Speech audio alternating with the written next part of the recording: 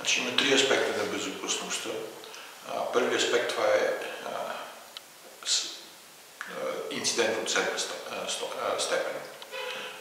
Инцидент от седма степен значи изтичане на радиоактивно вещество в по-голями размери, в опасни за здравето размери, чисто статистически, без да мислим за архитектурата на самите реактори, за тяхното, кога са построени и така нататък. В момента имаме около 420 работещи реактора в света.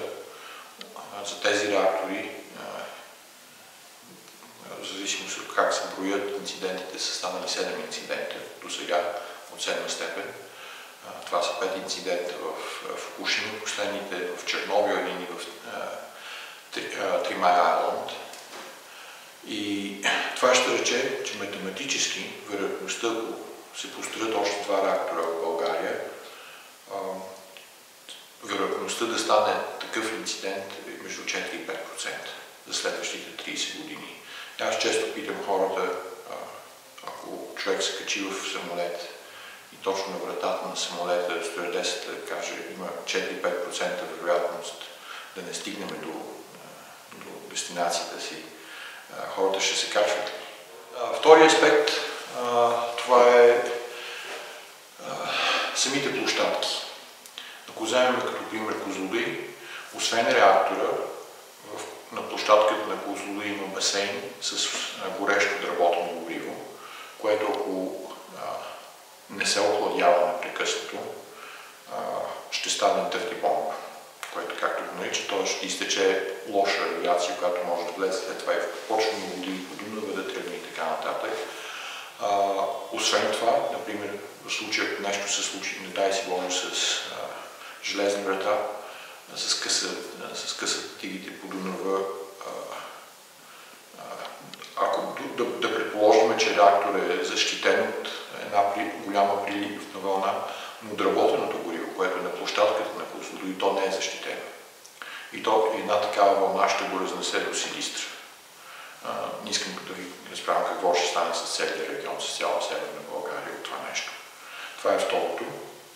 И третото е крайното складиране на радиоактивните отпадъци. Значи, тук хората са в момента са безсилни, защото се борят с физика, с физически закони.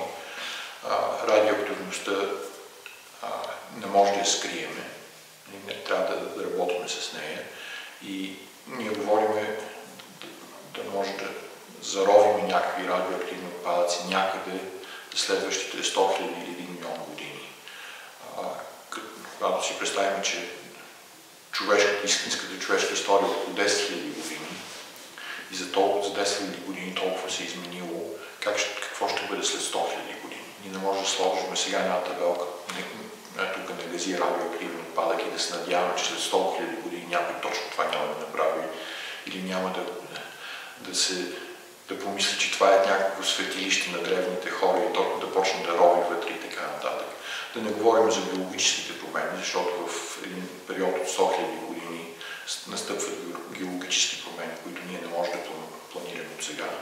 Така че в момента няма технология, която да сигурно безопасно да складира такива отпадъци. Привържениците казват това, че първо, в Фукушима има съвпадение на много фактори, които едва ли са възможни втори път. И второ, традиционно знаем, че ядрените отпадъци се изнасят някъде от България.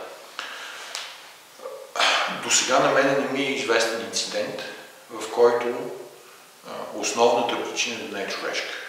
Вярно е, в случая с Фукушима, отключването на тези инциденти беше земетресение и приливна вълна.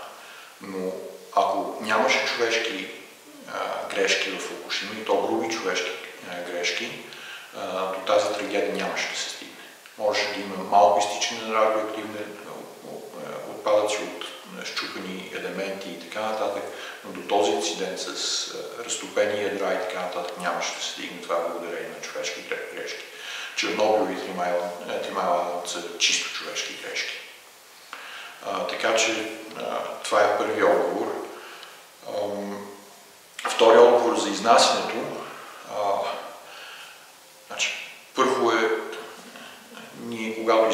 трябва да се грижим за буклука, който правиме. Не е морално човек да каже, окей, аз ще си свърля буклука в двора на съседите и не ме интересува. Това е първият отговор. Вторият отговор, който много българи не знаят, е, че България е задължена по нови новоподписани договори да след няколко години да започне да си връща отпадъците, радиоактивните отпадъци и да построи депо за крайно съхраняване на тези радиоактивни отпадъци. В момента нито има пари за такова нещо, нито има технологии, нито се знае как такова нещо се прави. Не е български проблем, това е навсякъде по света.